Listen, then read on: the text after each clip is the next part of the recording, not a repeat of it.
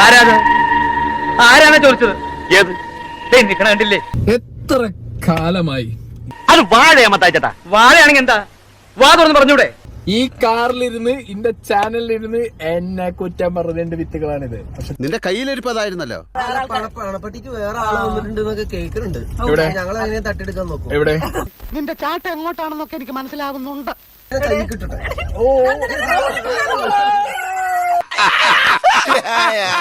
വേറൊരു സാധനം ഇറങ്ങിണ്ട്, നന്ദിനി. പെങ്ങളൂട്ടി. ഇത് തീർന്നില്ലേ?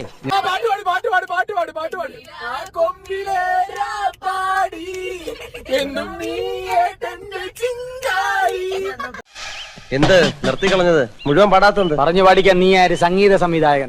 അല്ലെങ്കിൽ നാട്ടുകാരൊരു ഗതികേടാ ഞാൻ ആലോചിച്ച് നോക്കുന്നത്. അനിയത്തിപ്രാവും ബാംഗ്ലൂർ ഡേയ്സ് ഒക്കെ കണ്ട് കൈയടിച്ച ആൾക്കാര് ഇവിടെ ഞാനും നന്ദനും സിജോയും കൂടി ഉള്ള ഒരു കോംബോ കണ്ടപ്പോഴത്തേക്കും കാർക്കിച്ച് തുപ്പും.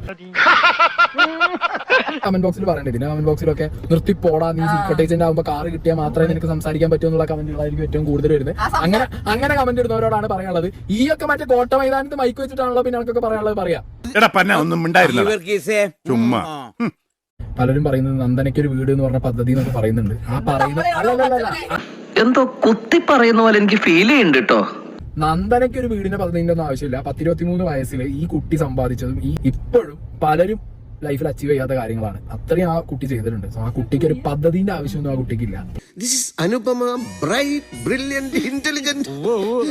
നന്ദന എന്ന് പറഞ്ഞ വ്യക്തി ഇപ്പൊ ഞാൻ ഒരു ലിറ്ററലി ഹാഫ് പാരലൈസ്ഡ് ആയിരുന്നു ബിഗ് ബോസിനകത്ത്. നന്ദന എന്ന് പറഞ്ഞ വ്യക്തിനെ ടേക്ക് കെയർ ചെയ്തൊക്കെ നിങ്ങൾക്ക് ഇമാജിൻ ചെയ്യാൻ പറ്റില്ല. അപ്പൊ അങ്ങനെയുള്ള ഒരാളെ ഞാൻ എന്റെ ലൈഫിൽ മൊത്തം ഞാൻ കൊണ്ടുപോകും. അതങ്ങനെയാണ്. എന്തൊരു സ്നേഹമുള്ള കുട്ടിമാമ. ഞാൻ പോകുന്നു. Bye bye. സബ്സ്ക്രൈബ് ചെയ്തേക്കണേ.